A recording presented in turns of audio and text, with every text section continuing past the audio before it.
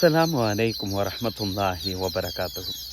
ஒரு குறிப்பிட்ட ஒரு நேரத்தை நிர்ணயிச்சு இந்த நேரத்துக்குள்ள இந்த இலக்கை அடைய வேண்டும் என்று சொன்னால் நம்மளுடைய பயணம் எத்தகையதாக இருக்க முடியும்?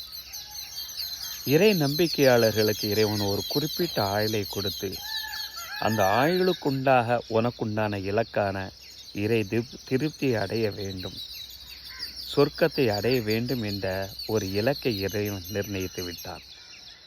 அதிலிருந்து ஒவ்வொரு வருடம் கழிவது என்பதும் ஒவ்வொரு இறை நம்பிக்கையாளருக்கு இழப்பை தவிர அது கொண்டாடக்கூடிய ஒரு விஷயமே கிடையாது.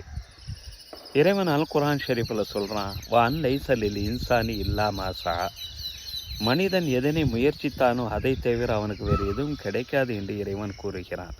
அது இந்த உலகத்தினுடைய பலனாக இருக்கட்டும், மறுமையினுடைய பலனாக இருக்கட்டும், எல்லாமே முயற்சியை கொண்டு தான் இருக்கிறது.